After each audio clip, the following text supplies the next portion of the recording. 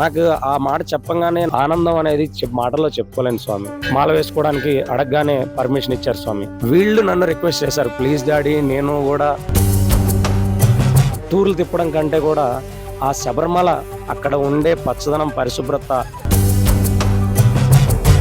ప్రవచనాలు, ఆ శ్లోకాలు అవి చెప్తుంటే నేర్చుకునేసి తర్వాత రోజు నుంచి వాళ్ళు చెప్తున్నారు స్వామి.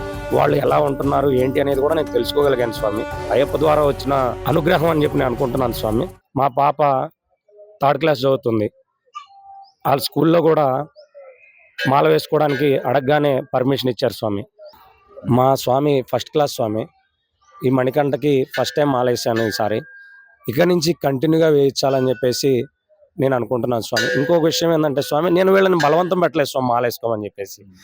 వీళ్ళు నన్ను రిక్వెస్ట్ చేశారు, ప్లీజ్ డాడీ నేను కూడా మాల వేసుకుంటానంటే, స్వామి మీరు అన్ని రోజులు ఉండలేరు స్వామి, 21 రోజులు ఉంటాండి చాలు అంటే, లేదు స్వామి నేను కూడా మీతో పాటు 40 రోజులు ఉంటానని చెప్పేసి వీళ్ళు చెప్పడం జరిగింది స్వామి. అద్భుతం స్వామి. వీళ్ళు కూడా 41 రోజులు 41 రోజులు స్వామి, 48 రోజులు స్వామి చరణం, 48 రోజుల దీక్ష.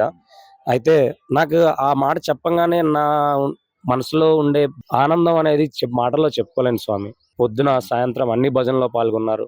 నేను నేర్పించలేదు స్వామి వాళ్ళకి ఎటువంటి శరణాలు కానివ్వండి, కొన్ని పాటలు కానివ్వండి, నేను నేర్పించలేదు స్వామి. నన్ను చూసి ఆటోమేటిక్గా వాళ్ళు నేర్చుకున్నారు స్వామి. అంటే ఈరోజు ప్రతి ఒక్కరు కూడా ఏంటంటే, ఇప్పుడు మన డిజిటల్ యుగం స్వామి నడిచేది. ఈ డిజిటల్ యుగంలో గ్యాడ్జెట్స్తో ఆడుకుంటుంటున్నారు స్వామి. ప్రతి ఒక్కరు ఫోన్లు, గ్యాడ్జెట్స్తో ఆడుకోవడం సరిపోతుంది స్వామి. అలాంటిది మా పిల్లలు గ్యాడ్జెట్స్తో పక్కన పెట్టేసి పూజల్లో టైం కేటాయించి, అదేవిధంగా వాళ్ళ స్కూల్ అనేది కంటిన్యూ చేసుకుంటా, వాళ్ళ హోంవర్క్లు అవి చేసుకుంటా, మిగతా టైంలో అయ్యప్పకి ఆ అయ్యప్ప నామస్మరణ చేస్తుంటే స్వామి వాళ్ళ చిట్టి చిట్టి చేతులతో నాకు అసలు ఆ ఆనందం అనేది మాటల్లో చెప్పలేను స్వామి. ఒకటి మాత్రం చెప్పగలను స్వామి, ఇంకోటి, చిన్నపిల్లల్ని సంవత్సరం టూర్లు తిప్పడం కంటే కూడా ఆ శబరిమల పరిసర ప్రాంతాలకు తీసుకెళ్తే అక్కడ ఉండే పచ్చదనం, పరిశుభ్రత, అక్కడ ఉండే ఆరోగ్యం, ప్రతి ఒక్కటి కూడా నా పిల్లలకి నేను ఇవ్వగలను స్వామి. ఇది నాకు చాలా ఆనందంగా, చాలా గర్వంగా ఉంది స్వామి.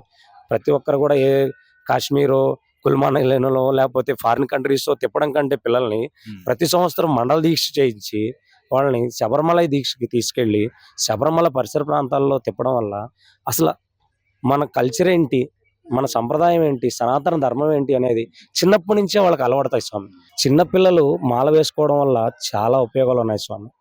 చిన్నతనంలోనే వాళ్ళకి భక్తి భావం అనేది పెంపొందుతుంది స్వామి. మాల వేసుకోవడం వల్ల యాక్చువల్గా నాకు వాళ్ళు మాల వేసుకున్న అయ్యప్ప, సాక్షాత్ అయ్యప్ప స్వామి నా ఇంట్లో కొలువై ఉన్నాడని చెప్పేసి నేను నమ్ముతున్నాను స్వామి. వాళ్ళు మాల వేసుకొని నాతో పాటు పొద్దున్నే 4 గంటలకు లేచి పూజ దగ్గర అన్ని రెడీ చేసుకునేసి వాళ్ళు నాతో పాటు వారం రోజులు చూశాను స్వామి. వారం రోజులు నేను ప్రవచనాలు, ఆ శ్లోకాలు అవి చెప్తుంటే వాళ్ళు నేర్చుకునేసి తర్వాత రోజు నుంచి వాళ్ళు చెప్తున్నారు స్వామి. మామూలుగా చన్నీటి స్నానం అంటారు స్వామి. చన్నీటి స్నానం అనేది చాలా పిల్లలకి అలవాటు లేదు. వాళ్ళకి అలవాటు చేసుకోవడం వల్ల వాళ్ళలో కూడా మంచి అనేది కలుగుతుంది స్వామి. చిన్నపిల్లలకి మాల అనేది చాలా చాలా ఇంపార్టెంట్ స్వామి. వాళ్ళు మాల వేసుకున్న రోజు నుంచి నాకు ఇంట్లో సాక్షాత్తు వాళ్ళ చిన్న చేతులతోటి భజన చేస్తూ ఆ శరణాలు చెప్తూ ఉంటే నాకు కలిగే ఆనందం స్వామి నేను మాటల్లో చెప్పలేను స్వామి.